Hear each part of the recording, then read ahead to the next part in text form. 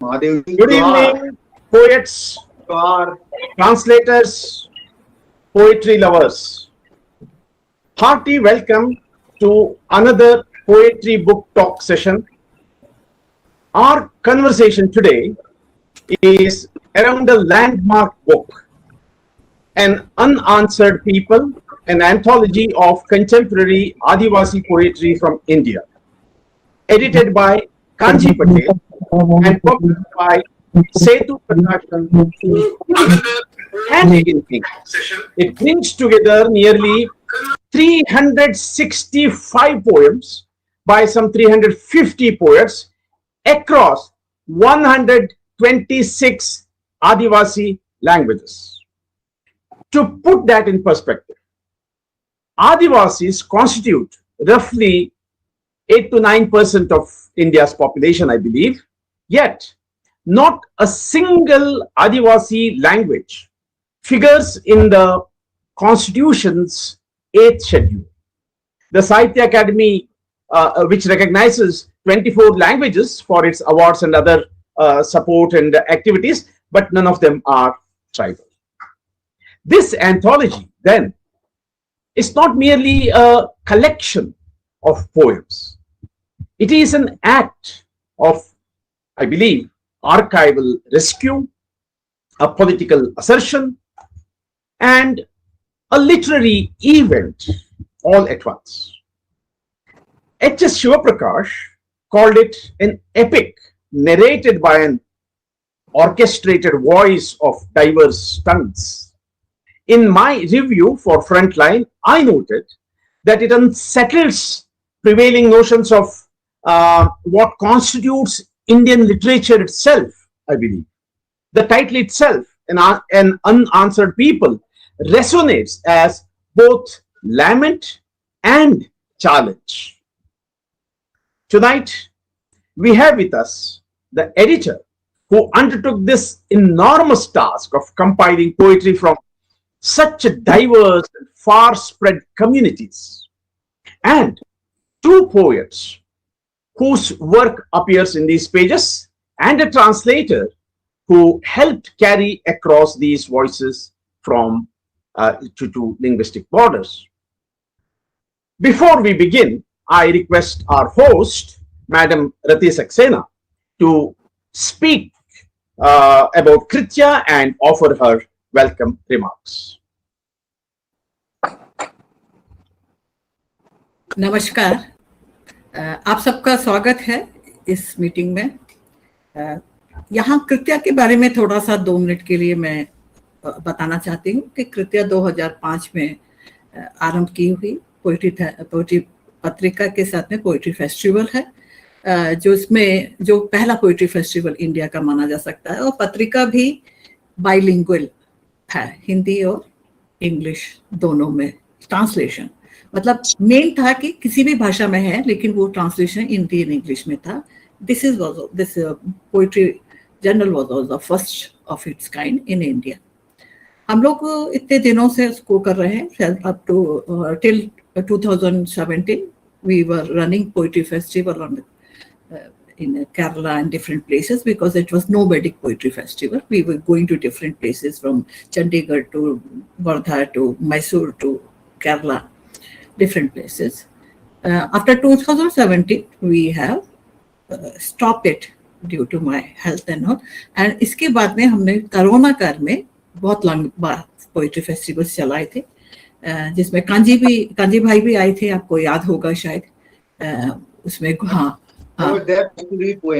हाँ गुजराती में आए थे, और हम डिफरेंट लैंग्वेजेस के हिसाब से भी हमने चलाए थे पोइट्री फेस्टिवल्स। उसमें 10 दिन चलने वाला था, उसमें करीब 100 इंटरनेशनल एंड 100 नेशनल पोइट्स थे। और फिर कृत्या टॉक भी हमने चलाए। हमारा उद्देश्य यही है कि हमारा कविता के माध्यम से जो कम्युनिकेशन है वो चलता रहे, पूरे इंडिया में भी और पूरे वर्ल्ड से भी। दैट इज मोस्ट इम्पोर्टेंट, क्योंकि हम कृत्या पोइट्री थेरेपी पे विश्वास करते हैं। This was our aim and this is our aim. Poetry is a therapy and therapy for everyone. जब आप यहाँ बात करते हैं आदिवासी कविता की या दलित कविता की। दलित कविता तो हमारे भारत में ही ज्यादा है, लेकिन आदिवासी कविता तो पूरे वर्ल्ड में है, पूरे विश्व में है। और आदिवासी कविता में बहुत स्ट्रगल किया गया है। Joy Harjo from the America, she is my friend, and we have learned from her कि किस तरह से उन्होंने स्ट्रगल किया है उस स्थिति तक आने के लिए जहां पर वो अपनी बात को रख सके।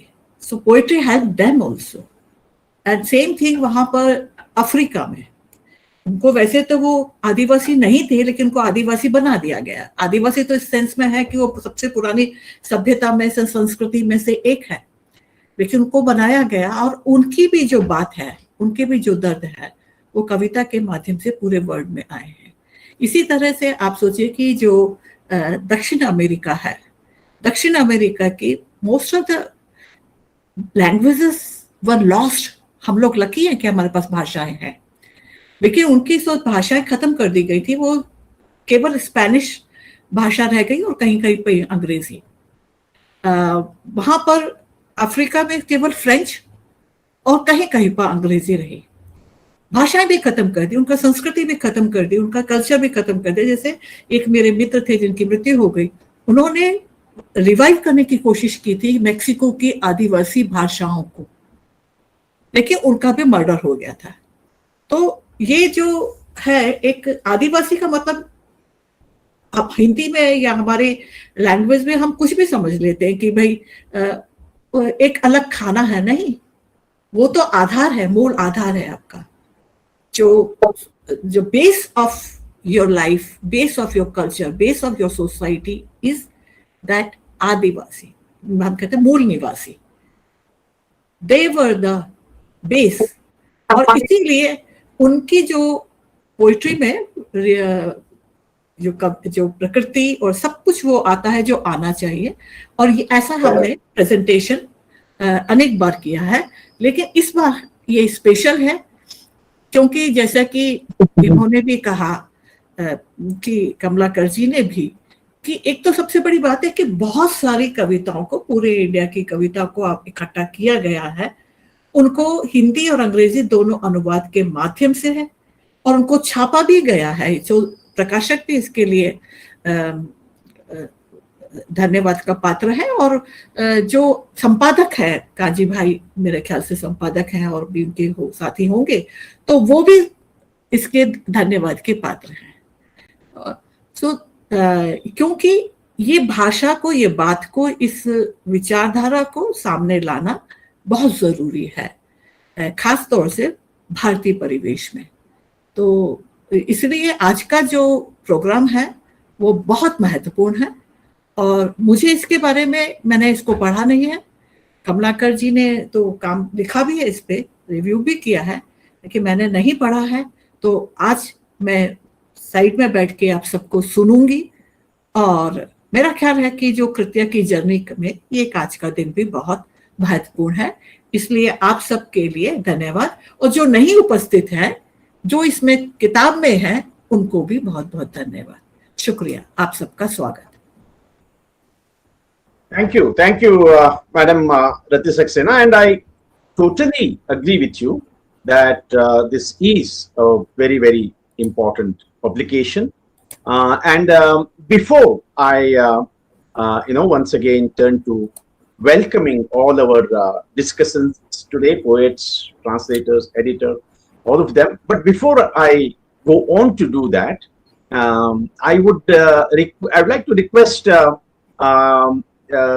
Kanji Patel ji to kindly display the cover pages of both the Hindi and the English edition for our audience, so that they can see what book we are.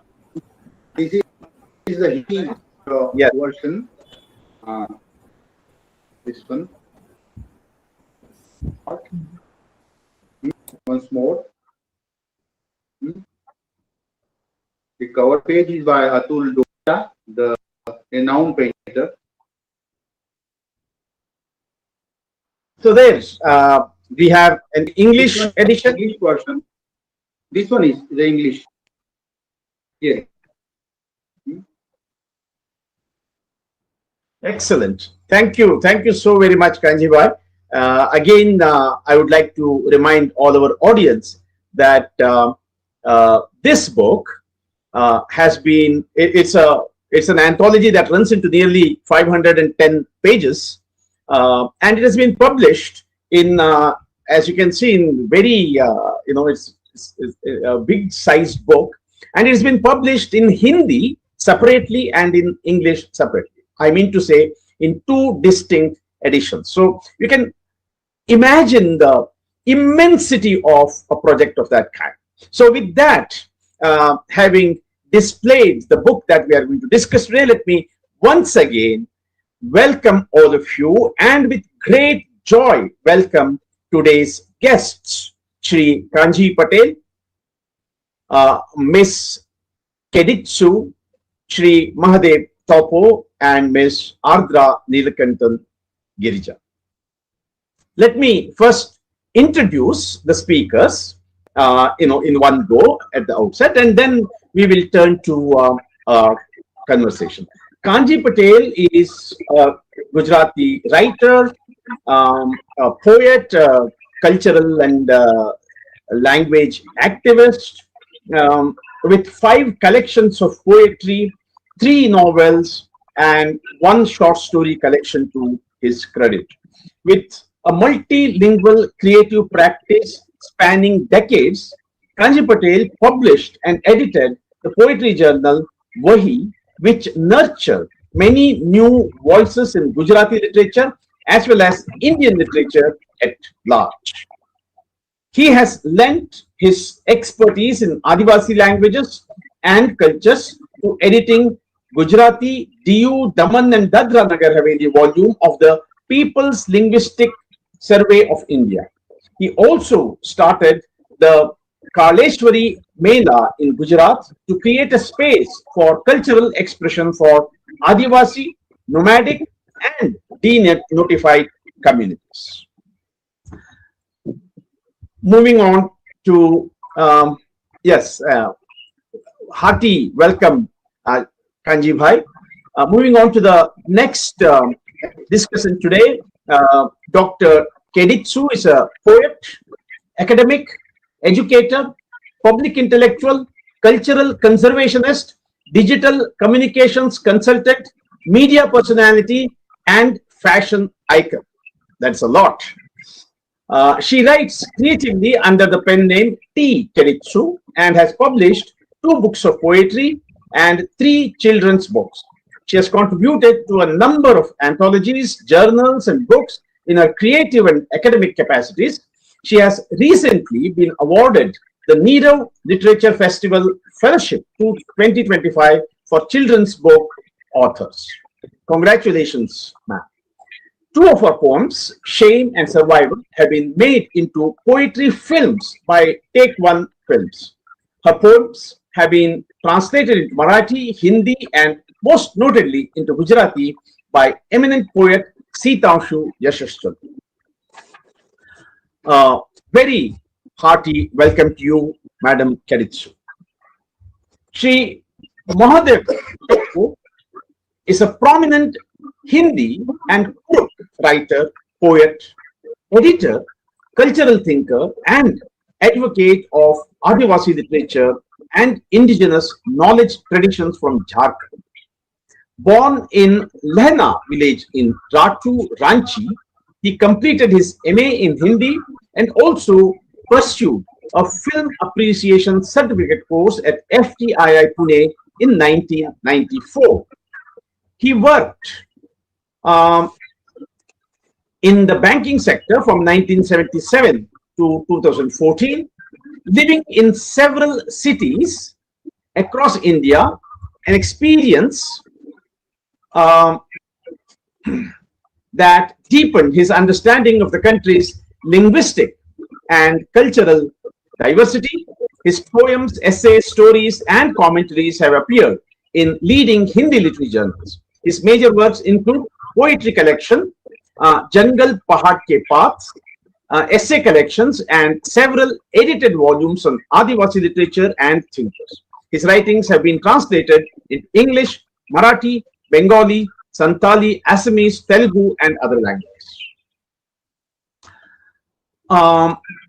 Most hearty welcome to you, Shri Mahadev Toppo ji.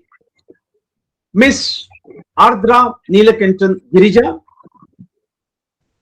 writes poetry in Malayalam and English, translates poetry and prose across Malayalam, English, and Hindi. Her poems in Malayalam have been published in popular weeklies and magazines, including the Mathrubhumi Weekly and others, in fact. In the prestigious volume Anthology, Kerala Kavita. Her English poetry has been published in the well-known web portal News India. She teaches political science and attempts to explore the nature of modernity in the global south, intellectual histories of the region, with a focus on the relationship between politics and aesthetics in her research. Ardra currently lives in Bangalore. Hearty welcome, Ardra ji. So, now let us turn to talking about the book. Kanji bhai, we'll start with you. Of course, we'll keep it free flowing, but let me kind of just to initiate, let me put in a few questions maybe to you. How did this anthology begin? And honestly, when you began, did you imagine you'd end up with 350 poets and there will be 126 languages in it? If I can append one or two more questions to it, was it conceived all along as an anthology to be brought out in Hindi and in English and with the original scripts? I forgot to mention it earlier.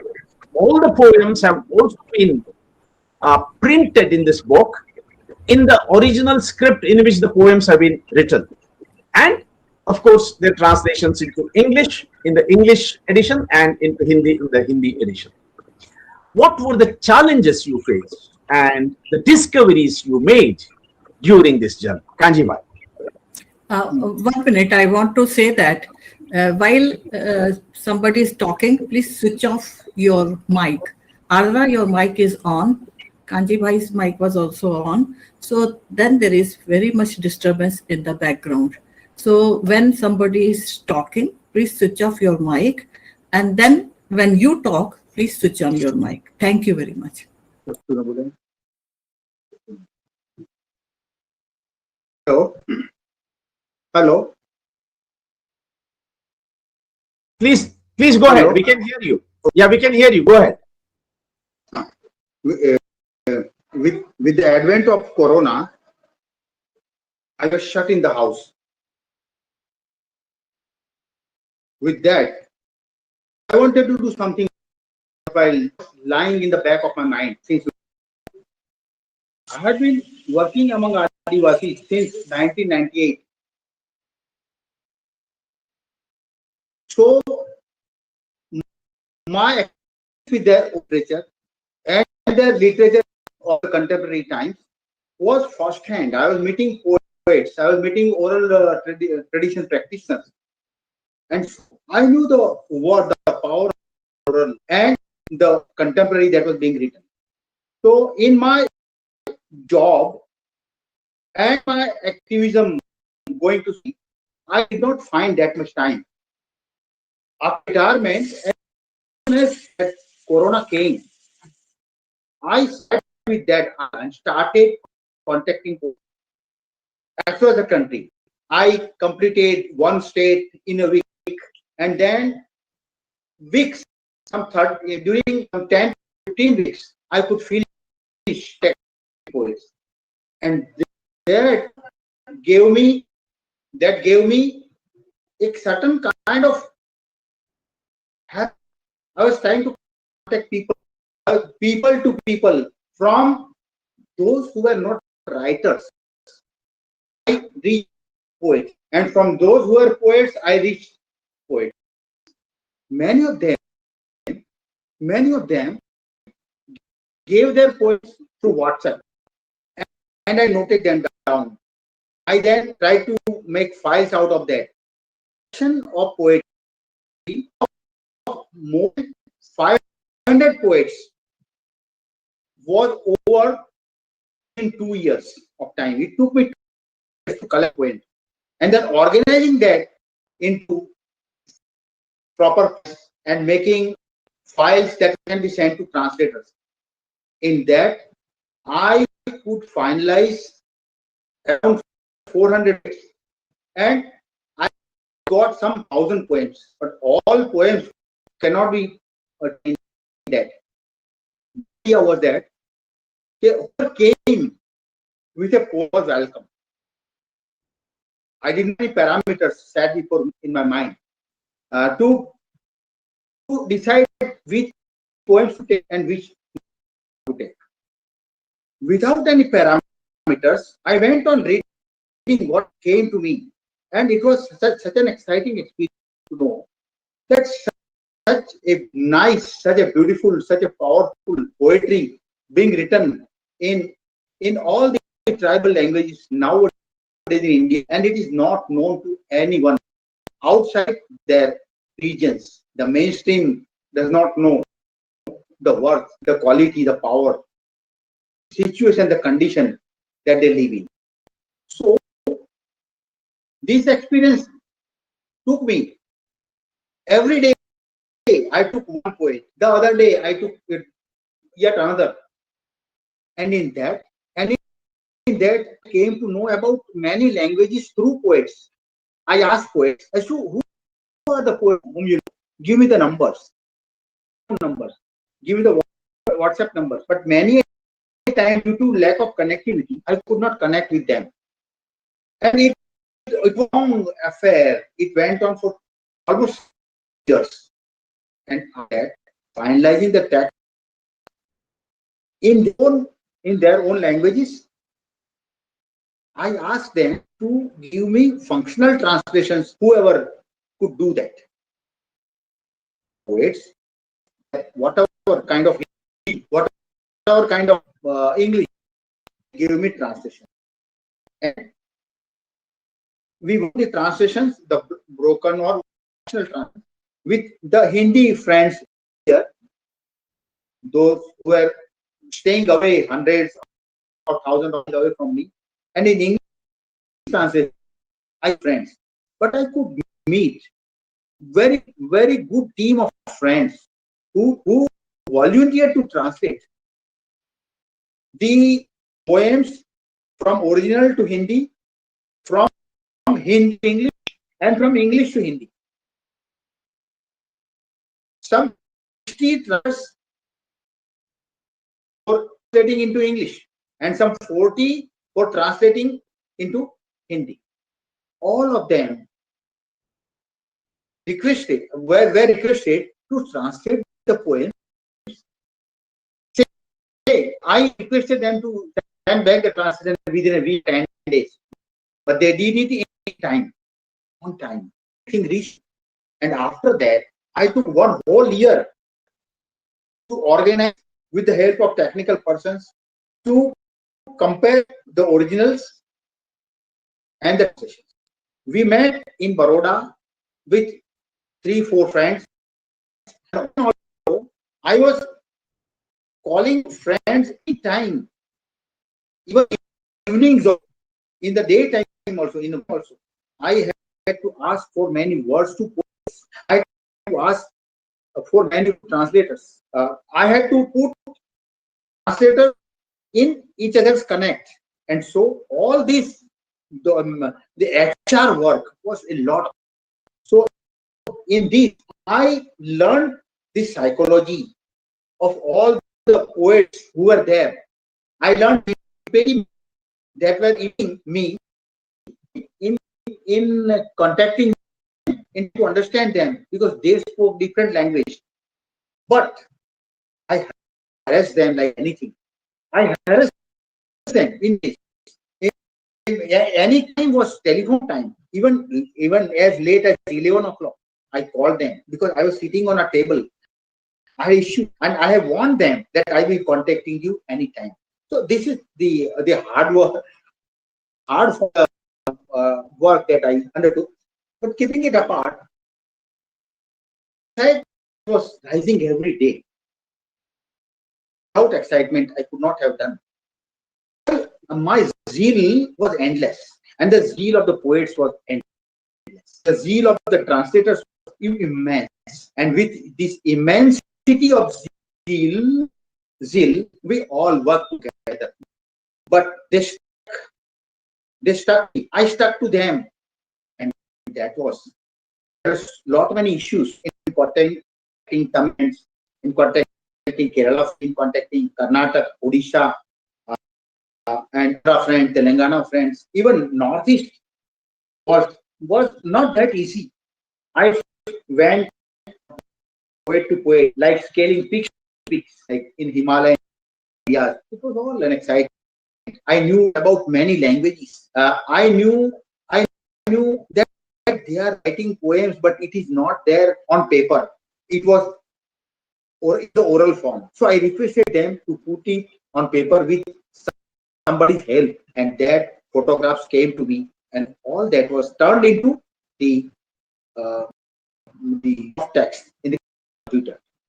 So all this process took me clear 4 years, and there was no other project during 4 years. My writing poems was suspended. My giving lectures, going to places was suspended. I needed to go to in some context. I went to Nagaland also. I traveled Jharkhand also to meet friends, and that it was a very time-consuming task, hard task, exhausting.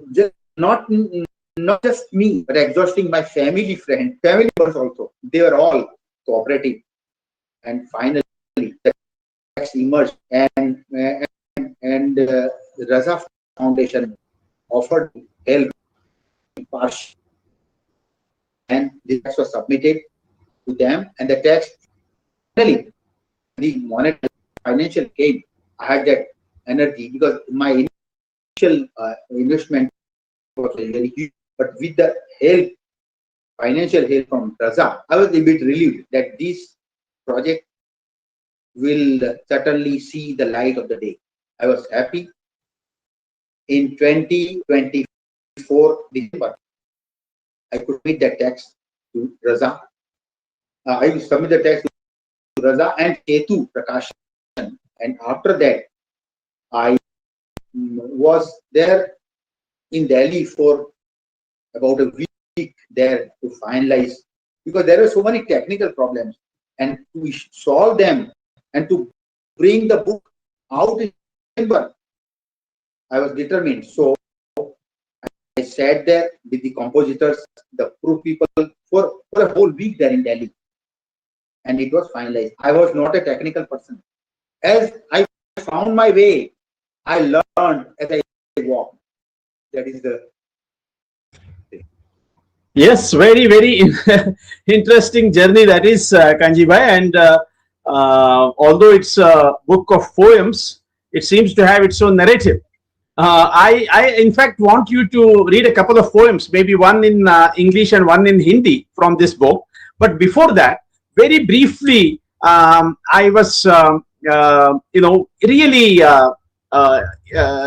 kind of intrigued as well as inspired by the way you have described this project. In your note, you have said that it is not it was not conceived as a kind of a scholarly project, but in the spirit of a locum mela. So could you say a little bit about that, and then please read one poem in English and one in Hindi, and we can then move on to the other poets who are with us. My work with Adivasis direct in villages, my experience taught me that whatever they make is full of poetry, and the establishment of tribal culture mela in my own region happened in 1998, and after that, some people who came from Adivasis were themselves singers, players, musicians, poetry. I invited Gujarati and other language poets in that Mela also. We had an interface with poets who wrote in modern scripts, and we had poets from the oral form of tribal world. In every Mela that plays every Shivratri in February every year, we had an interface of the poets who wrote and the poets who spoke and sang. And from that, I was inspired to bring the contemporary and the oral together. And this book came into existence from that, the spirit of Mela, the spirit of the orality, the spirit of the performance, all that was from there. Okay. Right. So now, Kanji Bhai, I would like you to read. Yes, read one in English and one in Hindi. May I request Ardra ji and also Mahadev ji to please switch on your cameras here. Thank you very much. Over to you, Kanji Bhai.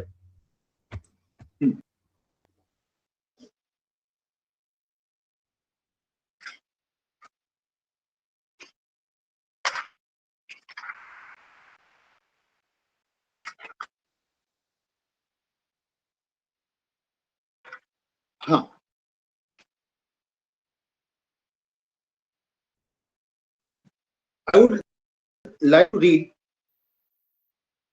the poem from which this anthology takes its title. The title of the poem is Of a People Unanswered. It is written Mona Lisa Chankiza. She hails from Ao Naga language. Mona Lisa Chankiza. Originally in English, yes, I have seen our rice fields turn into factories and mills, our green hills reduced to barren brown, our rivers have dried, and our sparkling fish lie dead on sandy banks. It is no more pines that I can smell, nor hear the tragopan and the hornbill. You tell me we are advancing rapidly into the 21st century and never fail to mention that you brought progress to our tribes. But I wonder why you remain silent when they are hungry. Oh.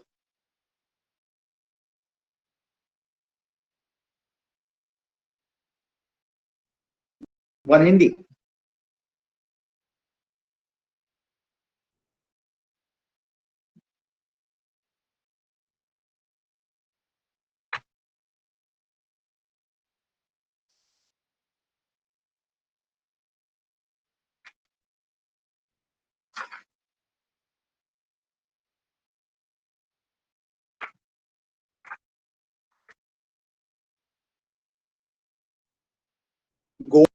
Gondi भाषा के एक कवि शेरसिंह आंचला की एक रचना जो खुद लिख नहीं सकते हैं, जो दूसरों से लिखवाते हैं, ऐसे शेरसिंह आंचला की एक कविता जिसका टाइटल है, हिंदी में है, प्रकृति शक्ति परसापेन। वो एक प्रकार की स्पिरिचुअल की कविता है, and it is a kind of belief that Shersi has been following, and about that belief he has written a poem. Living with nature, the kind of spiritual vision that he has developed, it is there in the poem. हे धरती माता, तू समस्त जीवों को पालने वाली है, सूर्य की किरणें जमीन पर आती हैं, जिससे दिन और रात, पूर्णिमा का चांद शोभायमान होता है। चांद कभी शुक्ल पक्ष में तो कभी अंधेरे पक्ष में तब्दील होता रहता है। पृथ्वी के नीचे 7 द्वीप और आसमान में अनंत सिंह, ये सब जानते हैं। पृथ्वी में ही पर्वत, नदी, नाले, पोखर, झरने और 16 धार समुद्र का जलसागर है। अग्नि, पानी, हवा एवं वर्षा की बूंदें बरसती हैं, तो कभी ओलों की शीतलता आदि प्रकृति के अनेक रूप हैं। ग्रह नक्षत्रों से परिपूर्ण मंडल और पृथ्वी के तल के पाताल में अनेक धातुओं की परिपूर्ण प्रकृति ही परसापेन विश्व का बूढ़ा देव है। गोंडी भाषा में बड़ा पेन परसापेन कहते हैं। उस प्रकृति शक्ति को हिंदी में ईश्वर कहते हैं, परमेश्वर कोई कहता है, अन्य भाषाओं में कोई और शब्द हैं। उसी परम शक्ति को अनेक नामों से उच्चारित करते हैं। प्रकृति की, जीव जगत के जन्मदाता देव और पृथ्वी को माता का स्वरूप माना जाता है, ऐसी हमारी परंपरागत मान्यता सदियों से है। हे प्रकृति शक्ति, अर्जी मेरी बेटी सुनो, मैं एक मनुष्य का बच्चा हूँ जिसे गोंडी में काल वाले मनुष्य की संज्ञा दी गई है। जोहार जोहार जोहार अर्थात नमन, अर्थात सेवा तुल्य जोहार। प्रकृति शक्ति परसापेन को मेरा सादर शत शत नमन भार सेवा। Amazing, amazing. Thank you so very much, Kanji Bhai. I am going to return to you with more questions because I have marked a few more issues that I wanted to discuss. But I think we need to also bring in the other voices, and so we'll return to you, Kanji Bhai. Thank you so very much.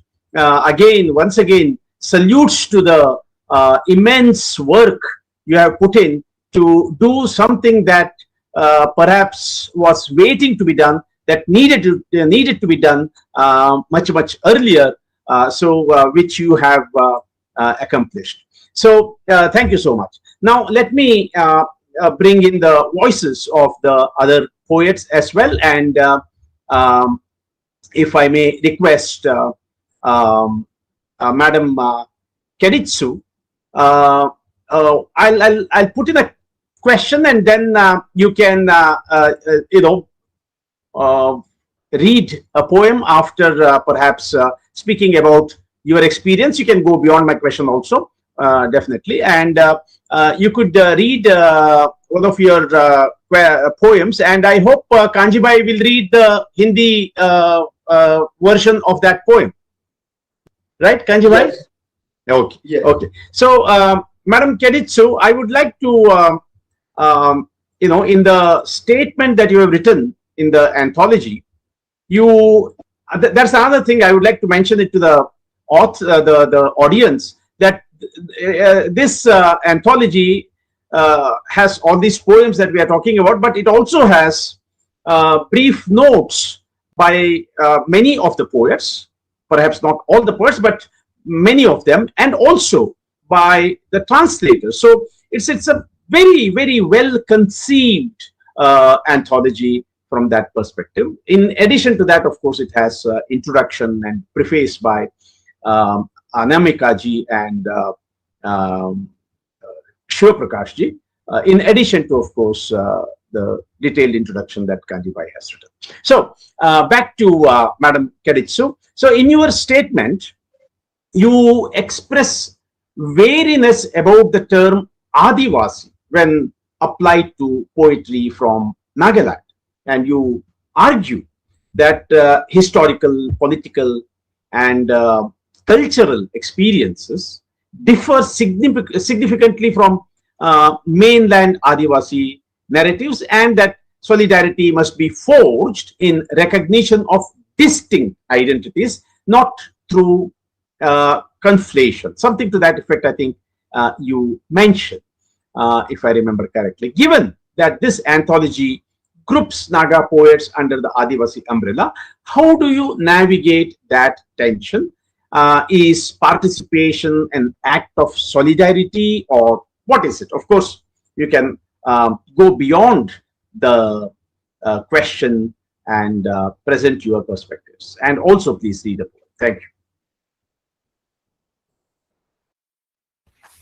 Thank you so much for that question. I think essentially why I had written was because in particular, the Adivasi experience in the mainland is, one of dispossession. And at least in Nagaland, even if we have faced many traumas and a lot of violence, we have not been dispossessed of our land because of constitutional protections. And so, Madam, I will not try to pronounce your name. I don't want to make a mistake, but when Madam made her introduction, she made such a beautiful introduction. And essentially, I think her sense of Adivasi was, of course, she spoke in Hindi, but I think your sense of Adivasi was indigeneity.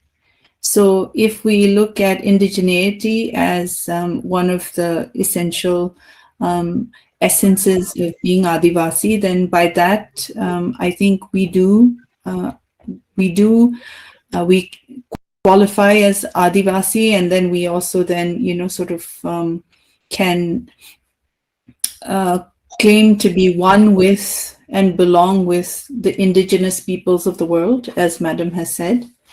But in particular, I think being from India, it's very important also, I think, and being from Nagaland, it's very important to respect and solidarity with the Adivasis in the mainland by saying that we are also apart because of the kind of comforts and ownership of land that we enjoy here. So that was what I wanted to share. And the poem I thought I wanted to read is not from this anthology. It's from another anthology. It's called The Many That I Am. Why I wanted to read this is because when Madam was giving her introduction, it really did speak to me. And in a sense, this poem is a meditation on what does it mean to be indigenous. There's something very visceral, something that we can't exactly express that keeps us rooted to our land. And how, so this is a poem that I want to read. If you are all familiar with the Greek text, the Odyssey is by Homer. It is about Odysseus and how he tries to return to Ithaca. And so it references that, and this poem is called Odyssey. Leave this place, travel all you want, wander the world, and even settle there. Your blood will always be of this land. Don't you know, the womb that held you is buried here inside our earth. Placenta of generations, still bright red, throbbing with the ache of birth, have fed our soil from the time our ancestors were supple stones. And you wonder why, having left, you can never pry the core of your being from the grasp of this land. This land, drenched in the blood of our birth, is midwife to our forests and gardens.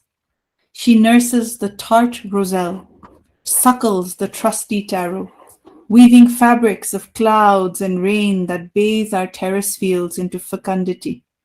She adopts foreign freesias and long ago fed the chili bred by sanctified Aztec blood, weakened and famished from its travel across seas and continents, with the blood of equal warriors, to create terrifying sweetness that sears nerves into ecstatic submission. The language of blood is not song, singing like sirens atop seas of dying ancient forests and crumbling rock. For then we could plug our ears, sail on, scarred but free. No, blood is not even language. It runs in us, through and out of us, cousin to iron that churns in the molten core of our earth and orchestrates our seas, our skies, our seasons.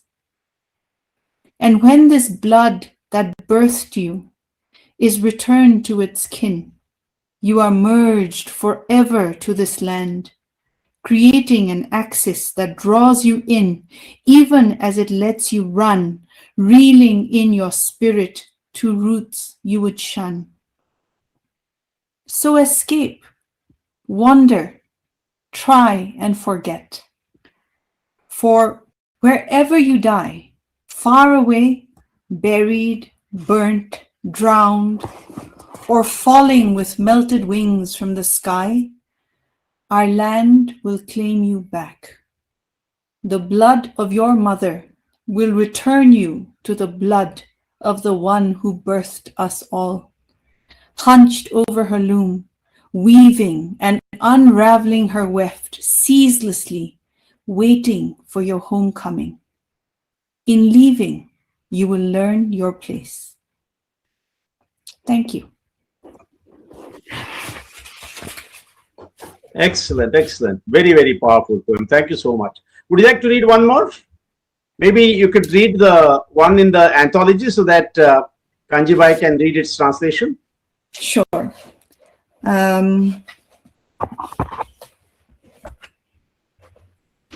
This one, strangely enough, since Kanji was sharing that this project started during COVID, this one is about having writer's block during COVID. So I'm going to read this poem. It's called I Am a Poet, I Tell Myself. I, who have not written a line of clever coherence since I covered one half of my face in slow suffocation, breathing back the air I just expelled, still warm, sweaty, stained with memories of the snug hollows of my lungs. Breath that is breathed out before, or is it after, it is breathed in? A sequence that suddenly, monstrously curls into itself and cartwheels clumsily, laboriously into a frenzied beat as time treads the tightrope, watching from the corner of his eye. Me, his ward, beg for loose change, furtively, probably reluctantly, passed through hastily, partially opened windows, by faceless travelers half-heartedly meeting their quota of penance without meeting in the gaze of penury. Rushing off before green turns orange, leaving me in the stagnant scarlet of mediocrity and muteness. Writing about not writing, but writing still. Like breathing in breath, I just breathed out and calling it living.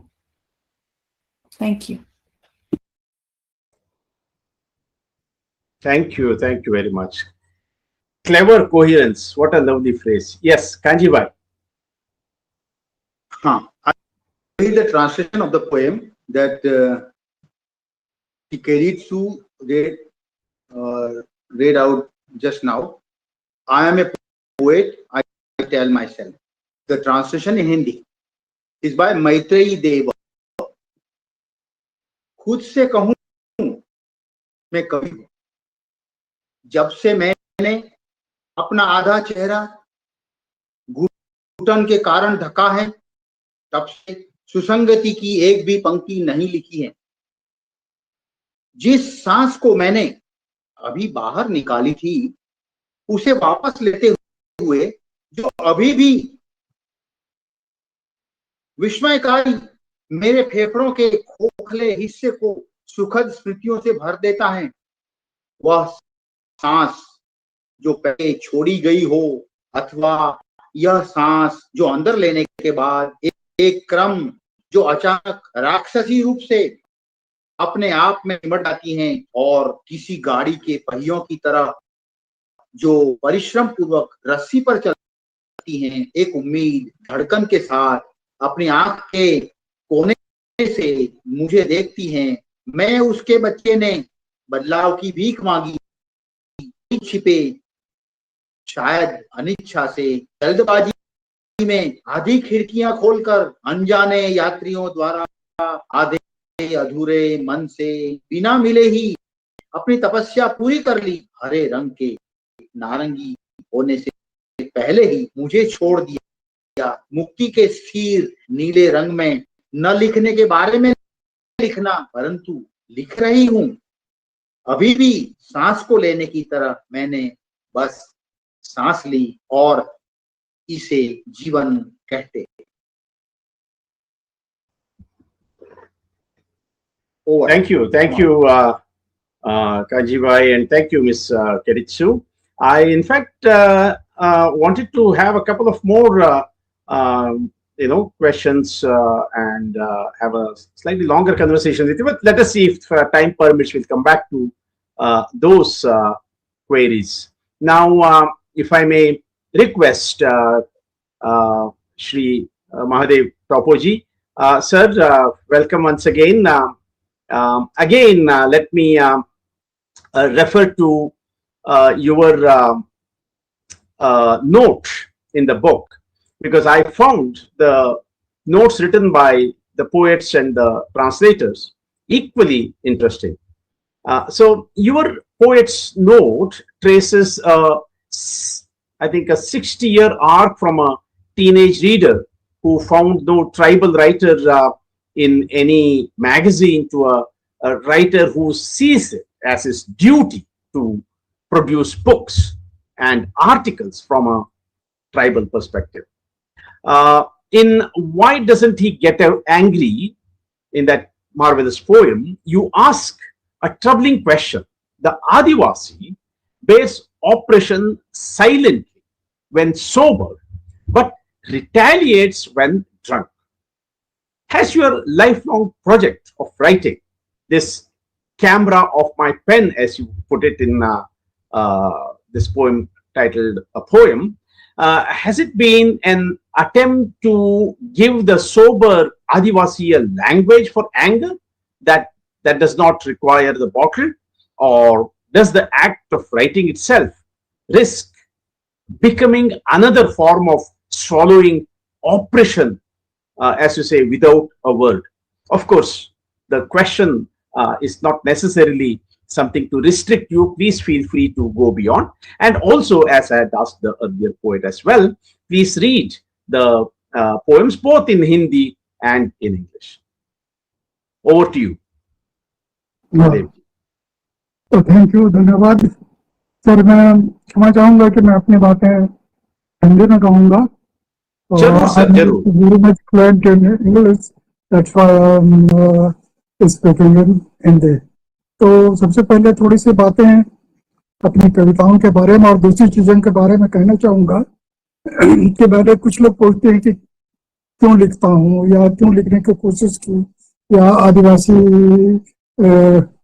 Literature क्या है, ये सारी बातें। तो उसको बहुत संक्षेप में मैं थोड़ी सी बातें कहूंगा कि मैंने लिखना इसलिए शुरू किया कि मैंने देखा कि बड़ी सारी पत्रिकाओं में, मैगजीन में, लोकल पेपर्स में आदिवासियों के बारे में लिखे जाते थे, लेकिन वो आदिवासियों के द्वारा नहीं लिखे जाते थे, वो दूसरे लोगों के द्वारा लिखे जाते थे और उसमें कई सारी गलत सलत बातें लिखी जाती थी।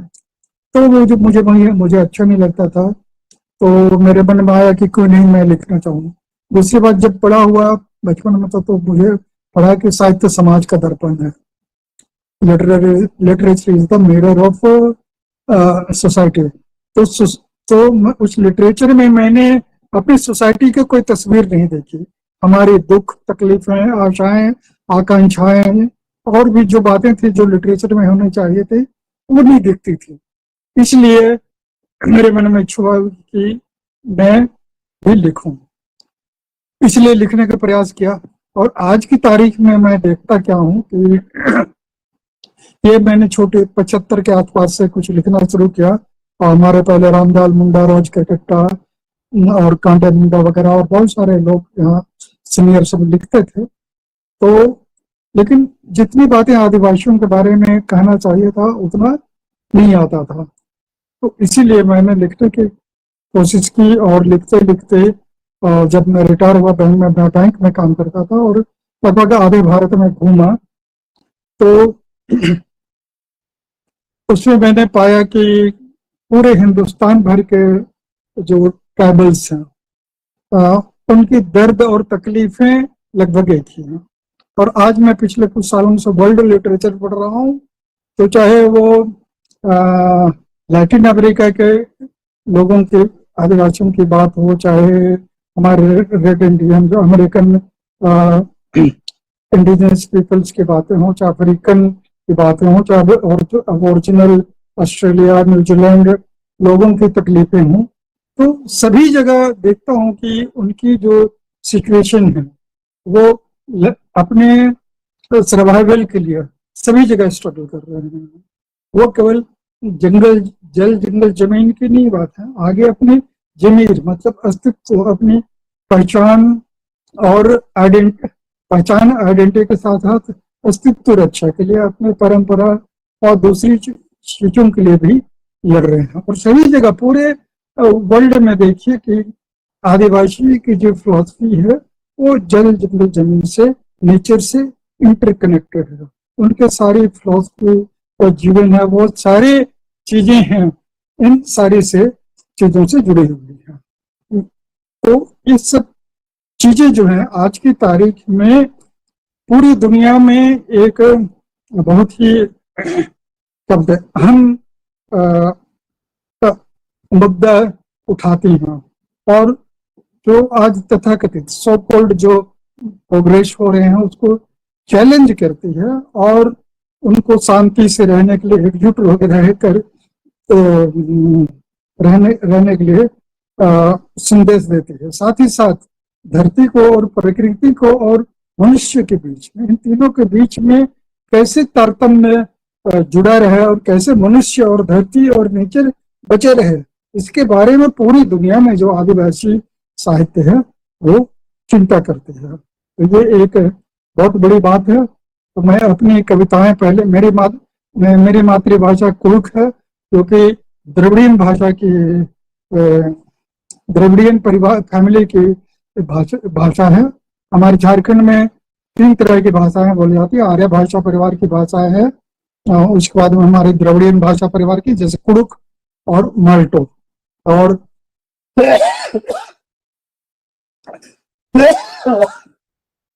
तीसरी है कुलारियन भाषा समूह की, मुंडारी, संताली, खड़िया हो वगैरह। तो ये एक 3 भाषाओं का एक झारखंड जो है संगम है। मैं कुड़ुख में लिखता हूँ, तो सबसे पहले मैं अपनी एक कविता कुड़ुख में पढ़ूंगा, और अगर आप समय होगा तो बता दीजिए। मैं ज्यादा नहीं 3 कविता पढ़ूंगा, एक कुड़ुख में, एक अंग्रेजी में और एक हिंदी में, 3। तो पहली कविता है नीन एंदरगे अलखदा, मतलब आप क्यों हंसते हैं।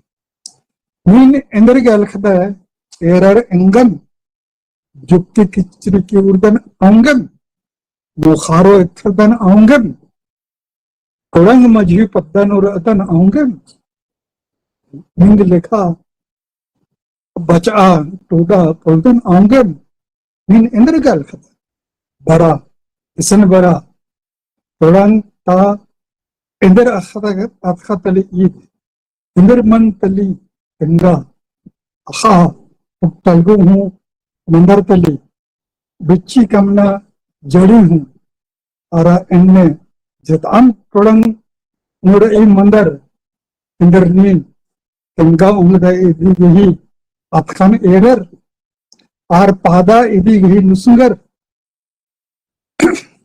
नाहा बिरी बीन को एरर इंगा उमदन एन बेडन मकरा पोकन एरर मन्ना दसन तंगा उमदन एकाबेरी कोयो चेप अरब बुड़दारो एकाबेरी घले बसवांगदन जियन अकलकती एकागे बच्चकर अदन अंडमान टापू निघाय कंप्यूटर हूँ तंगा पुल्ली निघाय एक घली गए दसन तो तंगा इंद्र के कत्थल अलखदैनीन उदयगिरी मुखारो अस्मा मोकदल आंगे लड़ंग कंदा आटका टोड़ंता मोकदम आंगे मोखना जेखा अरसन मोकदन आंगे अलखा अलखा पहट तिंगा नीन इंघायती दो मोकदे दो उंदर मोकदे रदे अंगल बिंगल एड़पानु रदे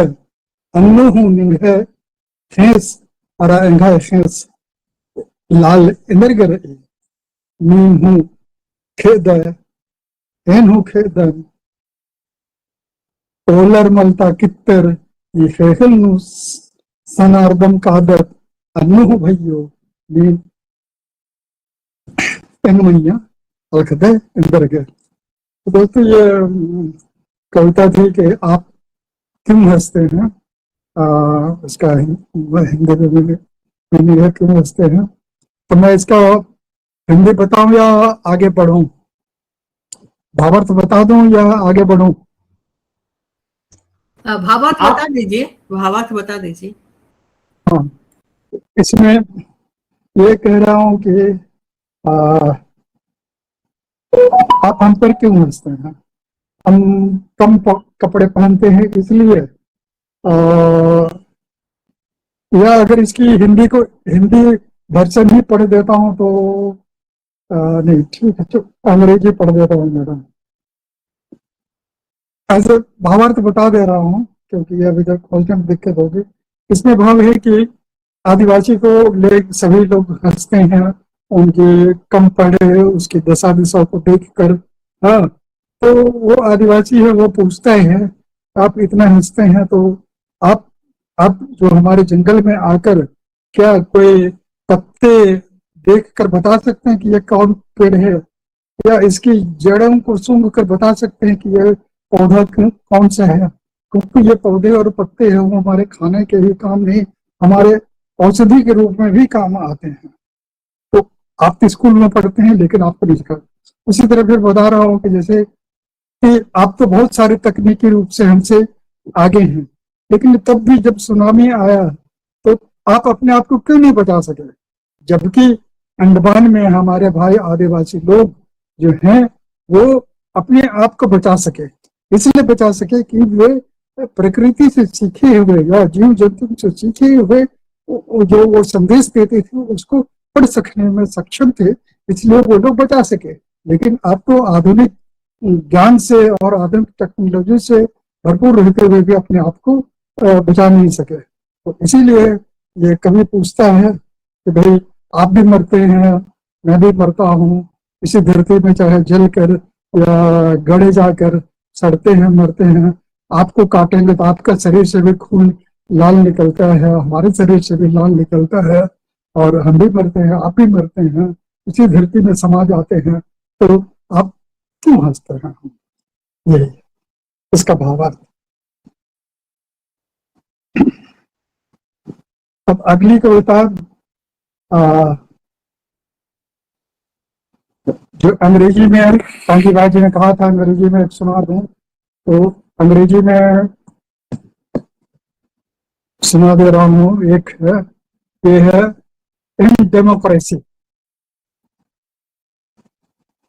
we would definitely demand bread and would also cling to the cutting trees, would sacrifice our lives for our usurped land, would demand 2 columns in your newspapers for our dying language, and would demand some hours of broadcasting on radio and TV. This is why I am writing in my mother tongue poems of democracy, and beside this, news also, plots for your TV programs and scripts for your serials too. I am in front of the camera, I am behind the camera as well. I am such an actor for my own people, along with preserving language and culture, striving for bread, saving water, jungle, land and tree, leaving rifle at the crossroads of Albert Eka, freeing my hand, tied hand of Birsa crossroad. Now I am entering into parliament and shall meet you soon on the other stages too. Your attitude of seeing mountains and forest from lustful eyes of money, I will keep challenging. That's why by writing and speaking, I am filming energy of words in heart and mind and every tissue of body. तो ये हुआ दूसरी को है. अब आप permission देंगे तो पढ़ेंगे. और एक चीज बता दे रहा हूँ कि सबसे पहले ये जो है 2002 में जो देश भर के कवियों और लेखकों की पहली एक एंथोलॉजी छपी थी जिसमें कविता, कहानी और लेख वगैरह थे. वो वाणी प्रकाशन से आदिवासी स्वर 21वीं सदी और आदिवासी स्वर से के नाम से 2000 में छपी थी. उसके बाद में 2015 में कलम को तीर होने दो नाम से झारखंड के 17 कवियों की यह पुस्तक छपी थी जिसका मैं सहायक संपादक था.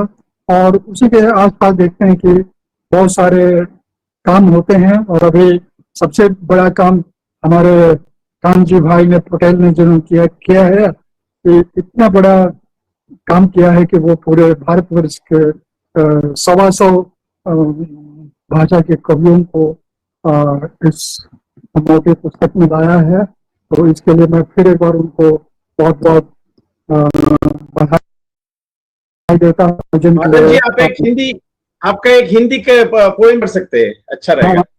वो पढ़ दे रहा हूँ. उसके बाद ज्यादा नहीं है तो मैं एक पढ़ दे रहा हूँ.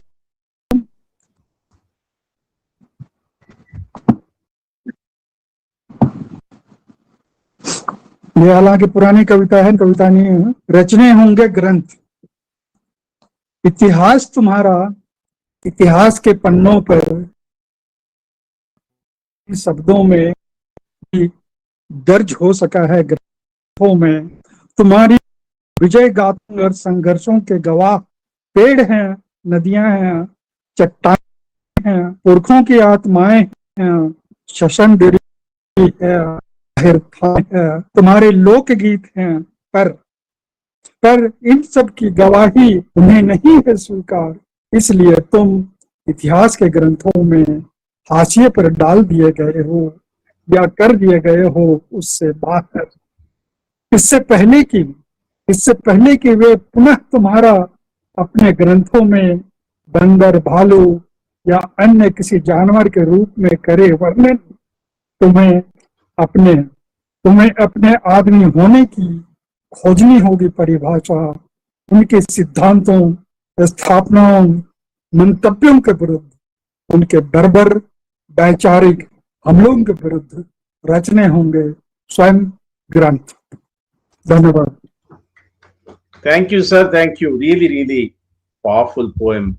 Thank you very much for giving us these glimpses into your poetry and your reflections on poetry. Thank you so much. I wish we had a little more time to listen to more poems from each one of you, actually. Now,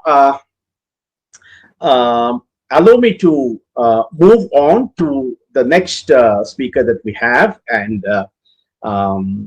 Miss Ardra Neelakandan Girija. I think I'll change the order, Ardra ji, and I'll request you to read the poem that you have translated, which is here in this ji, and then I'll ask you the question, if you don't mind.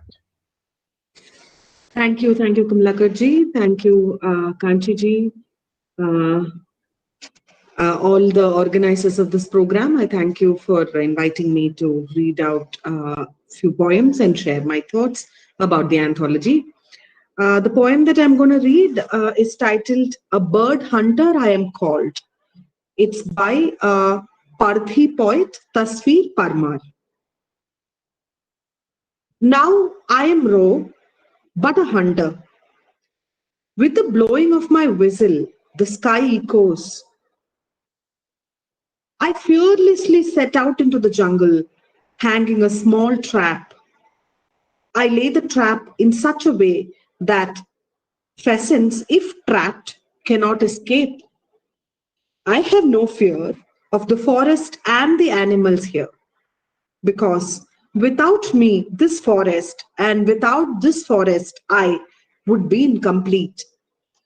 I am called a bird hunter, as I know how to hunt a flying bird. Thank you, Kamlakarji. This is the first poem. You want another poem? Or, Most certainly. Maybe we could have a little conversation, and then you can read one more poem if you don't mind. I wanted you to, because we haven't so far touched upon the translation issues, because this book is no question about it. The most important dimension of the book is the Adivasi content, but another major dimension of this anthology, the Hindi and as well as the English anthology, is the fact that they're all translated. Now, through you, we would like to understand the process of translation that this book perhaps involved. The difficulties, the possibilities, the potentialities, the impossibilities. You do talk about that in your note. So please, go ahead. Thank you very much. So there's a limitation, because I think in my ability to respond to the question, because I feel each of us, each of the translators have had different sets of challenges, different sets of excitements, different sets of queries and roadblocks. So I think, unfortunately, I will only be talk about what are the issues that I faced. And I'm looking forward to having some more collaborative work with other translators so that we can share this, these ideas. As far as I am concerned, the most exciting part was to realize how vast the linguistic terrain of India is. So very brief conversations I've had directly with Kanji ji, but his leadership and the way he managed the whole process, it just made me also plugged into it, despite a lot of other issues that were going on. So one of the major things that I faced is, am I an adequate person? Am I enough? Am I, a translator has to work like a vessel, a container for the time being. We are just it's more like a transient. We are there, but we shouldn't be visible. I think that's the kind of attempt that we try to do. We have to exist, but we also shouldn't be imposing our presence on anything. So in my feeling, I felt that since I'm somebody who does not share the location of the poet in any way, irrespective of the language that they're writing, even in, languages which might be closer to my mother tongue, I don't share the social location. I don't share the, cultural location or the peculiar, textures of their lives. So I never felt, even now, I don't feel adequate or sufficient in order to translate these works. But then we also have to be practical, and we also have to get the work done. And, we also have to push ourselves. So what I try to do is to do very little to to nudge the poem towards English as much as possible. And I was almost like dealing with a person and pushing her towards English as much as I can. And one of my happy moments in between was actually I met one of the poets I translated in a poetry festival I visited in Punjab, Mr. Vijay Rahi. It was a pleasant surprise. It was just like he was there and I was there. And so that was a very happy moment when he held my hand and said, Ardra, you have done like a very good job, and now many people could read it. Another happy moment in the sense was to see the vastness of this volume. I had no idea, honestly, how big the volume is going to be. So when I received, even when there was a cover, kind of publishing ceremony of which Kanji ji has shared photos, but until I touched the book and I held it in my hand, I didn't realize the immensity of the volume. So I was so happy to see so many poems from all these languages, which I think it's kind of a first stepping stone for many languages, many poets in these languages where they just started publishing in English or Hindi. So personally, I think it was a mixed bag of emotions for me, because I constantly felt that what I'm doing is not enough. This is not sufficient, because of my social location and the distance I have with these lived experiences. But at the other hand, I could also sense that that's one thing I felt about indigenous tongues. I feel, to whatever extent I know, they're not exclusive. Their idea is not to exclude anybody. So they kind of try to talk to you about a humanity that is somewhere there within you also, as a very, urban being, kind of, somebody who is brought up in a different kind of location. They still don't alienate you. They try to include you. They try to tell you, especially if you read women poets in this volume, amazing poetry by women, where you would feel that there is something that still we haven't lost. There is something in us that we still can connect with them. So I think that's an amazing quality of indigenous poetry, where there is an attempt not to exclude, even though they have been at the receiving end of exclusion. There is no, we generally say that trauma begets trauma, that if you're traumatized, you'll just bring it forth every time. We have seen it historically. But with this indigenous poetry, women's poetry, and of course, also of men's poetry, where I felt that that's not exclusive. They're not trying to keep you apart or keep you away. Rather, they want you also to feel where they're coming from, whether it's the flowers or, the plants, where we can also be part of it, that experiences. So that's what I felt. It's not a power dynamic that's turned upside down. Rather, the attempt is to extend humanity to everybody else, even though when the civilizational, so-called, civilizational attempts have not been kind to them. This modern nation state has not been kind to them. Still, their attempt is, I think, to hold everybody close. So I'm more than, kind of grateful to Kanji ji and other organizers, editors, and everybody who worked behind this volume, so for giving me an opportunity to translate these wonderful poems. Okay. Yeah, well said.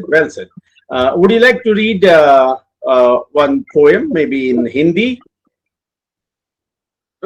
So I don't have the Hindi collection. I only have the English collection with me, and this only has poems in the original language and in English. So I wouldn't be able to read a Hindi one. Okay, go ahead. I'll read Vijay Rahi's poem, who is also a friend now. It's called The Only Bread. And it's a poem. He's from the Meena community in Rajasthan. So it's a poem in his mother tongue. The Only Bread. I was in class 5. I might have been around 10. One day, I came from school, dropped the school bag and searched for bread. And the only bread that was left at home was snatched by a dog from my hands. I cried, and when I did, mother just hit me. I was confused why mother did not beat the dog up and bit me instead. Then she started crying, embracing me. But today I understand why mother cried that day. In fact, she wasn't hitting me. She was rather cursing her fate that her boy was hungry. There was just one bread in the house, and that too got snatched by a dog. Thank you. Thank you. Thank you. Right. I'm sorry I have been taking all the time between the speakers. I very much would like Madam Rati Saxena ji to come in and share her views, and if she has any questions to the speakers. Rati ji? हाँ, मैं ये सबसे पहले कांजी पटेल जी से पूछना चाहूंगी कि उन्होंने ये जो आदिवासी सिलेक्शन किया था वो उसको क्या क्या मुद्दे उन्होंने ध्यान में रखे और कहाँ पर आदिवासी हैं और कहाँ पर आदिवासी नहीं है। कहीं कहीं तो हमारे देश में बहुत क्लियरली पता पड़ता है कि ये आदिवासी एरिया है, जैसे नॉर्थ ईस्ट में बहुत सारा एरिया, अधिकतर एरिया आदिवासी है, वे बिल्कुल क्लियरली है। हालांकि वहां पे उनकी लैंग्वेज इंग्लिश है, लेकिन अभी भी वो अपने उनका जो एरिया है वो पूरा आदिवासी क्लियरली दिखाई देता है, साफ दिखाई देता है। छत्तीसगढ़ में और झारखंड में भी हमें ये पैचेस दिखाई देते हैं। और जो राज्य हैं वहां पर कैसे ये पता लगाया, जैसे मलयालम में मैं आदिवासी कवियों से मैंने उनका अनुवाद भी किया था, एक 2-4 कवियों का उन्होंने कंडक्टी, तो उसमें भी कुछ आदिवासी एरिया थे जो मलयालम में लिखते थे, लेकिन भाषा उनकी मलयालम ही थी, उनकी भाषा अलग नहीं थी। जैसे कि विजय राही मीना है, जयपुर का है वो, और मीना आदिवासी नहीं है, वो उसमें है आदिवासी, आपके उसमें संवेद जो आपकी सूचना में आदिवासी है, लेकिन वो बहुत एजुकेटेड है और most of the highest post में है वो लोग, क्योंकि ये वहीं के हैं। लेकिन वहां पर भी कुछ आदिवासी हैं जो वही आदिवासी, मतलब जो जंगल में अभी भी गांव में या जंगलों में रहते हैं, जो अभी एजुकेशन की तरफ नहीं आ पाए हैं। जैसे मीना कम्युनिटी है, वो एजुकेशन प्योर एजुकेटेड है, बहुत ज्यादा एजुकेटेड है, हाईली एजुकेटेड कम्युनिटी है, राजस्थान की हाईएस्ट पोस्ट कम्युनिटी है। सारे आईएएस, आईपीएस, आरएस मीना ही आपको मिलेंगे पूरे इंडिया में। लेकिन बहुत सी ऐसी है जो रह गई है, तो उनको कैसे सेलेक्ट किया होगा, ये बहुत मुश्किल काम है कांजी जी, ये बहुत आसान काम नहीं है। आपने जो काम किया है बहुत मुश्किल काम किया है आपने। और जैसे पंजाब में कहाँ से ढूंढा आपने, मतलब हर जगह से ढूंढना तो पड़ेगा आपको, बिना ढूंढे तो काम नहीं चलेगा, हर जगह से आपको लेना ही पड़ेगा।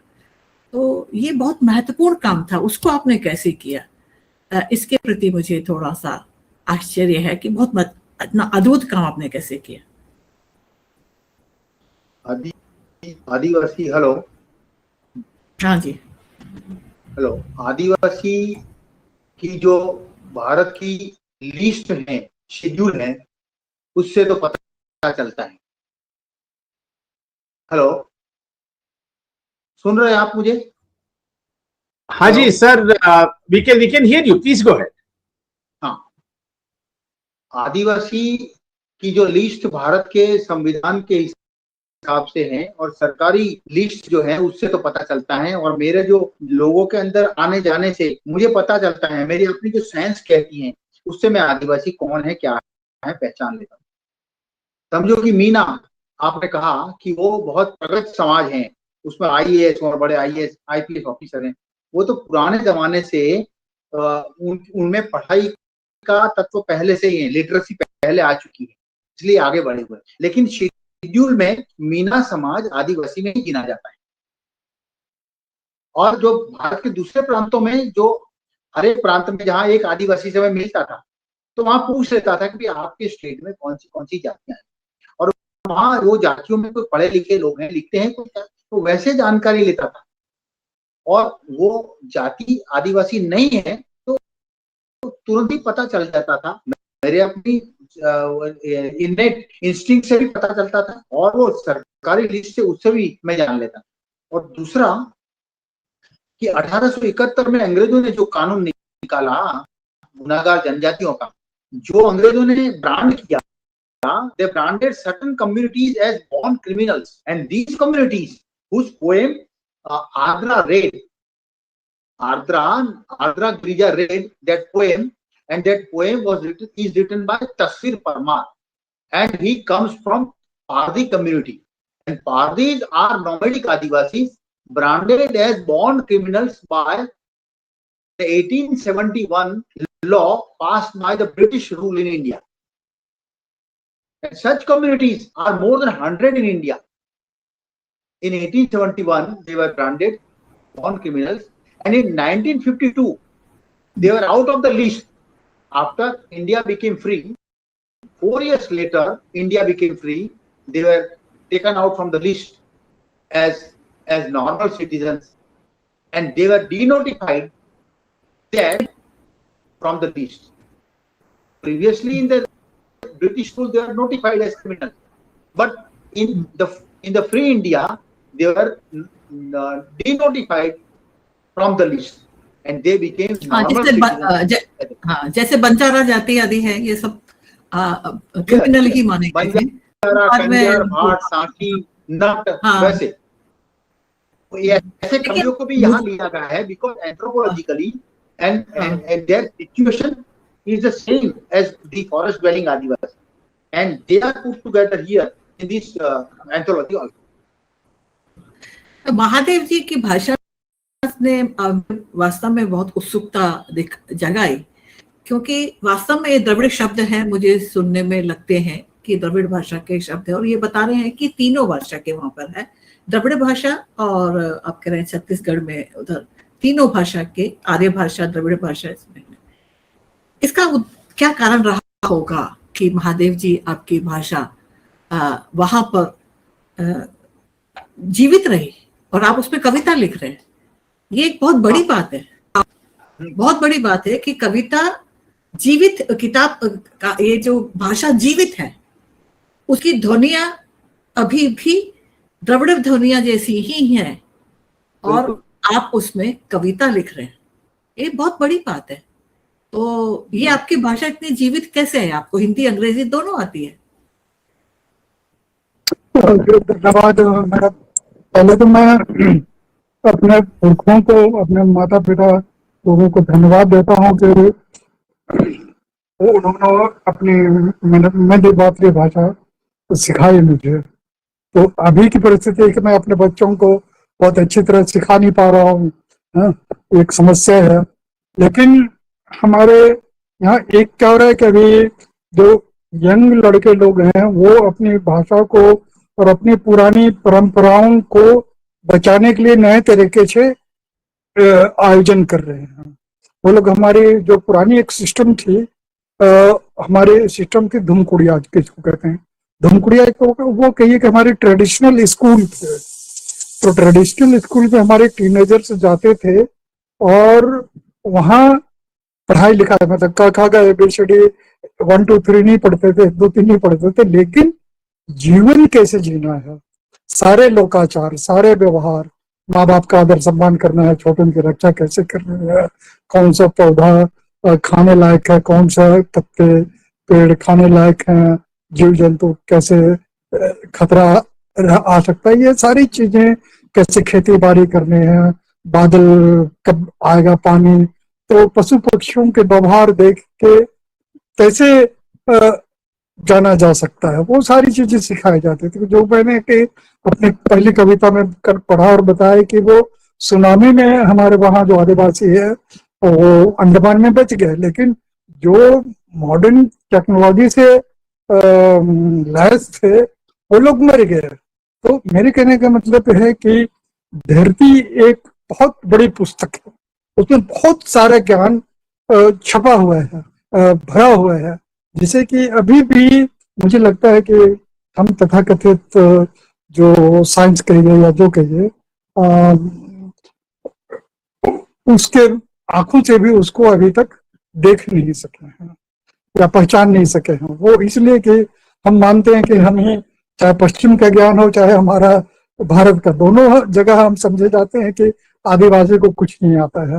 वो ये जो नजरिया है सभ्य समाज का, चाहे पश्चिम का हो या हमारे भारत का हो, उसकी वजह से जो हमारी प्रियोरिटी या कहिए कि जो भी है वो बच रहा है, लेकिन अभी बहुत तेजी से उसका क्षरण होता हुआ दिख रहा है। लेकिन उसी की ओर जैसे कि हमारे नए यूथ सजग होते जा रहे हैं तो वो उसको बचाने का भी कोशिश कर रहे हैं। तो एक अभी नए हमारे वो अपने मदर टंग में फिल्म बना रहे हैं, तो औषधि ज्ञान को कैसे बचाना है, अपनी परंपराओं की और वो सारी चीज को बहुत ही साइंटिफिकली उसको व्याख्यायित कर रहे हैं साइंस से और उसको जोड़ रहे हैं। तो ये एक अच्छा संदेश लगता है। तो बार बार हम लोग बोलते हैं कि आदिवासियत जो है भविष्य में दुनिया को बचाएगी, तो बहुत बार मुझे ऐसा लगता है कि सचमुच में जो उनकी जो परंपराएं हैं, तो जैसे मैं एक चीज बोलता हूँ, हालांकि लोग ध्यान नहीं देते हैं, कि जो मुझे सिखाया गया बचपन में अपने गांव में, या मैंने जब देखा कि आपसी जो सहयोग और एकजुटता और परस्पर सम्मान और सहयोग की जो परंपरा अभी भी हमारे खास करके झारखंड में बची हुई है, तो वो एक बहुत बड़ा क्या कहेंगे एक सिद्धांत बन सकता है, बशर्ते उसको उस तरीके से देखा जाए और आदिवासी जो जीवन शैली है उसकी हर एक चीज की व्याख्या की जाए, तो हमको लगता है कि बहुत सारी चीजें जो चैलेंज है आधुनिक समाज में, उसका उत्तर वो हमारे जीवन शैली से निकल सकता है। धन्यवाद। मैं एक और बात पूछना चाह रही थी आपसे महादेव जी कि अधिकतर मैंने आदिवासी कविताओं में, गीतों में, इंटरनेशनली भी, जैसे इंडियन मैंने बताया ना कि जैसे इंडिजिनियस पीपल ऑफ अमेरिका और जितने भी हैं, उनके गीतों में, उनकी कविताओं में जो प्रेजेंटेशन करते हैं मंचों पे अपनी भाषा में, उसमें एक लयता और एक संगीतात्मकता देखी है, म्यूजिक देखा है। क्या आपकी भाषा में जब आप गाते हैं तो क्या वो म्यूजिक है? क्या आप जब कविता अपनी भाषा बोलते हैं तो वो संगीत है? ऐसा हमारे मतलब, क्योंकि अब तो बहुत दिन हो गए, इसलिए मैं जो हमारी ट्रेडिशनल सॉन्ग सब हुआ वो अब मैं उस तरीके से गा नहीं सकता हूँ, लेकिन अभी भी बहुत सारी चीजें बची हुई हैं। और एक चीज मैं महसूस करता हूँ, या जो इंटरनेशनली जो कविताएं पढ़ रहा हूँ, वो क्या कहते हैं, जैसे कि ट्राइबल्स हैं, जो हमारे ट्राइबल हैं, वो स्पिरिचुअल लोग हैं, वो धार्मिक लोग नहीं हैं। इस चीज को समझना चाहिए। हाँ, तो नहीं, हाँ, हमारी तो तरफ, हाँ, लेकिन लेकिन संगीतमक प्रकृति उनकी भाषा में भी आती है, प्रकृति में वो उनकी भाषा में आ जाती है। हाँ, तो वो क्या है ना कि नेचर से जो हमारा जुड़ा है, जैसे मैं छोटा सा उदाहरण देना चाहूंगा। हमारे झारखंड में 2 त्योहार मनाए जाते हैं, मतलब जिसको खद्दी बोलते हैं हम अपने में, बाहा ऐसे बोला जाता है, जो बोला जाता है। तो ये बस मनाया, तो उसमें हम धरती की पूजा करते हैं, धरती को कि नई फसल आने के बाद में, तो इसके लिए पूजा करते हैं, धरती के प्रति कृतज्ञता व्यक्त करते हैं। एक बात और होता है सोहराई, तो क्या कहता है कि उसको जानवरों को हम श्रृंगार करते हैं, उनको नहलाते धुलाते हैं, और वो जो बैल वगैरह सब हमारी सेवा की, हमारे बारे की, तो उसके लिए हम 7 प्रकार के अनाज का क्या कहते हैं भोजन उनको देते हैं। और खुद मैंने उनके साथ, मतलब बैल के साथ वो खाया है। तो ये जो चीजें हैं, मतलब दिल से कृतज्ञता व्यक्त करने के बाद, है ना, तो व्यवहारिक रूप में तो जगह नहीं दिख, दूसरी जगह सिद्धांत में देखा गया, लेकिन वो सारी चीजें जो प्यार और इतना आदर सम्मान दिल से, पूरे नेचर से, पेड़ पौधों से लेके जानवरों, झील, झरनों, नदी, सब से। फिर और एक भी कई जगह मैं उदाहरण देता हूँ कि हमें तो ये भी सिखाया गया कि भाई आप केवल पके फल खाओ, या अगर फल तोड़ो तो कुछ फल पशु पक्षियों के लिए छोड़ दो, या नदी को क्रॉस कर तालाब में घुस रहे हो दोपहर में तो वहां उसे थपा के जाओ। वो इसलिए कि भाई हमें बताया गया बुजुर्गों ने कि भाई तालाब आराम कर रहा है, तो सभी नींद में खलल नहीं डालो। तो अब ये चीजें हैं मैडम, ये हमें सिखाई गई, तो शायद यही चीजें, कुछ बातें बची रह गई है हमारे चीजों में, तो वो चीज आता है। और मुझे ऐसा लगता है ऐसी ही कुछ चीजें दूसरे आदिवासी समाजों में भी है, जो कि आधुनिकता के प्रभाव से उसको कई बार लोग भूल रहे हैं, उसको अभी फिर से पुनर्व्याख्यायित करने और पुनरीक्षण करने की जरूरत महसूस होती है। बहुत बहुत धन्यवाद। आप गा सकते हैं थोड़ा सा हिस्सा? हाँ बोलिए। गा सकते हैं? नहीं, गीत गा नहीं सकते। अच्छा, I want to ask you. अगली बार जरूर गा दूंगा, आज तो नहीं गा पाऊंगा। I want to ask Keditsu. I hope I'm calling you with the right pronunciation. Do you also have music in your presentation, in your poetry, and the poetry which is related to your land, or what is your base? So, is poetry is, or can you sing also? Not only read, because reading is very city type of culture. So can you sing your poetry, kind of poetry, Naga poetry, like in Northeast poetry? Do you have this music in your poetry? I will speak only for my mother tongue Tenidie. I only know about Tenidie poetry as an act. I am not fluent in my own mother tongue because it's a language. So Tenidie is a language, very tonal language. So Tenidie, if you listen to Tenidie speakers speaking, they're just speaking, but it sounds like they're singing. So it's highly melodic. So the language itself, because it's very, very tonal, it's very melodic. But we do have song forms. But again, these are all tied and attached to the language. So very sadly, I'm not conversant, proficient enough in Tenidie to be able to speak. Yeah. So that's the sad part. But yes, very much there is a song form of Tenidie poetry also. And even if it's not the musical form of Tenidie poetry, even if it's just Tenidie poetry, because it's highly tonal, it sounds very musical. Thank you very much. Ardra, your translation was wonderful, and I hope I can read more of your translation. So over to you, Kanji. Questions are. Thank you, Kanji. Thank you, ma'am. Thank you, Kanji. It is a fantastic work. Thank you, ma'am. It's very, very obvious that the 1.5 hours that our firm had for a book discussion is woefully short of time for this particular book.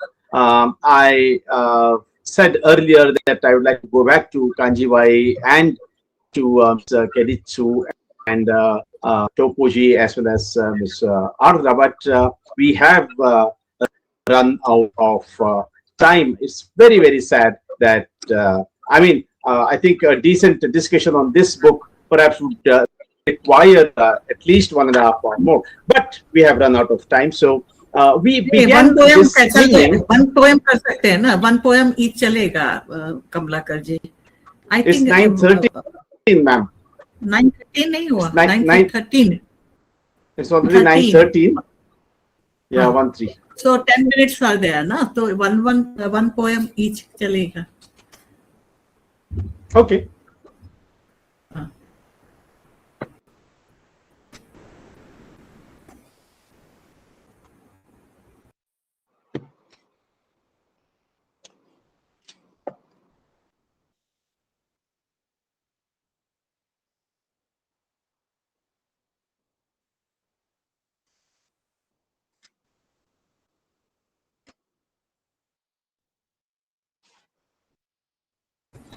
आप एक एक कविता के लिए कह सकते हैं अगर आप चाहें तो।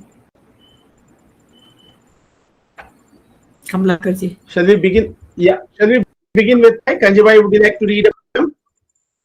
No, the question that you asked Keditsu about the word Adivasi, because she has a reservation and see that Adivasi is not the right word for the northeast situation in the tribal belt there in north.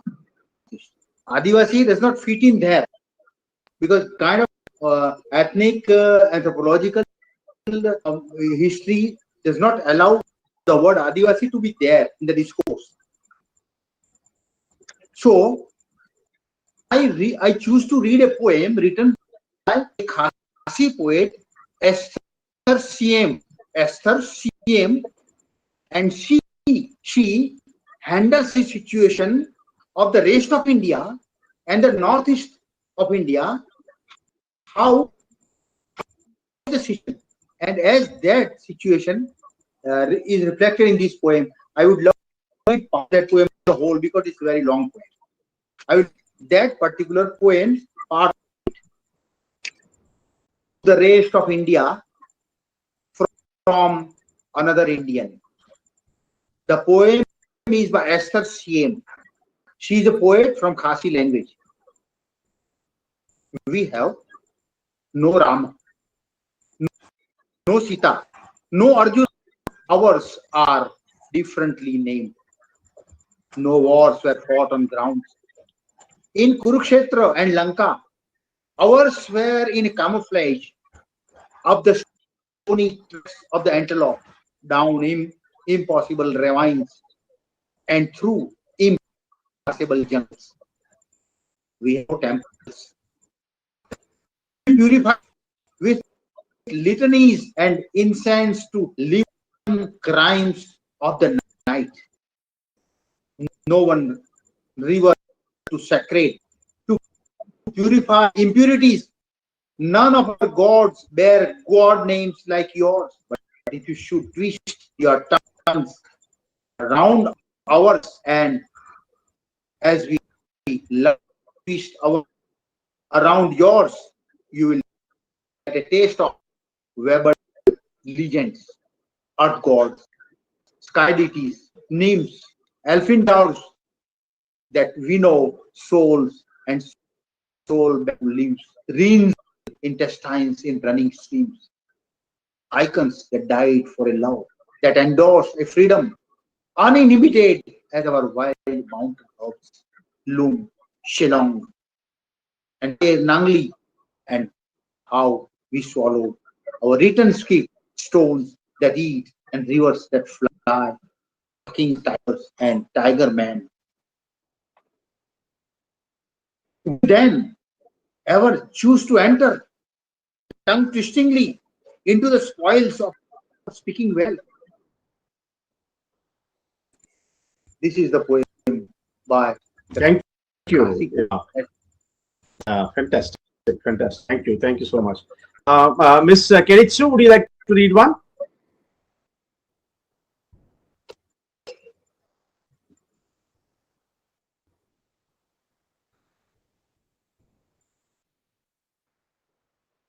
Hello.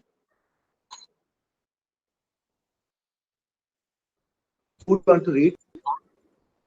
Miss Keditsu, would you like to read one now? Yes, if someone can go before me, I'll just find the one that I want to read. Okay. May I ask Mahadev ji, could you you please read maybe a Hindi one, if you don't mind, if it is handy.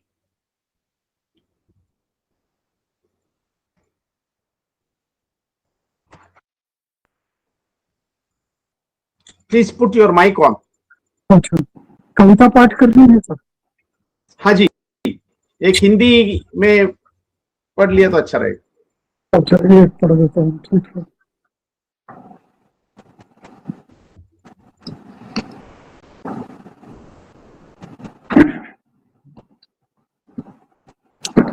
ये है पहाड़ों की नजरों से, पहाड़ों की नजरों से। तुम्हें जो लिखना है लिखो, तुम्हें जो छापना है छापो, नंगी अधनंगी तस्वीरें हमारी, मैं कुछ नहीं बोलूंगा, भला लिखना, भला लिखना कहीं हल कुदाल तीर चलाने वालों को देता है सोझा। तुम कहो जो कहना चाहते हो, कहो मैं जंगली हूँ, मैं मान लूंगा, कहो मैं वनवासी हूँ, आदिवासी हूँ, अनुसूचित जाति जनजाति हूँ, मान लूंगा। तुम कहो सूचीबद्ध सूची से बाहर के आदमी, मैं मान लूंगा।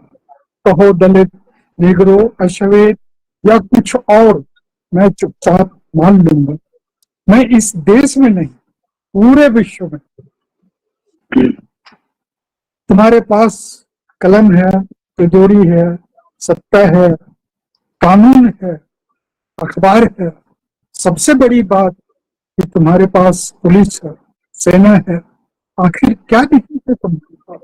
और ऐसे में मेरी हिम्मत कहाँ कि कुछ कहूँ? तुम चाहे जो कुछ कहो मेरे बारे, मान लूंगा माए बाप, सिवा इसके कि तुम कहो स्वयं को मनुष्य। Thank you. Thank you, sir. Thank you. Thank you very much. Ardra, you go now. Miss Ardra. Hi. Yeah. I'll read a poem that I've translated from Dehbali, of course, via Hindi. It's called A Child's Question by Shankar Bali. You say we are not Hindus, neither Muslims nor Christians. We have not taken the oath of Buddhism.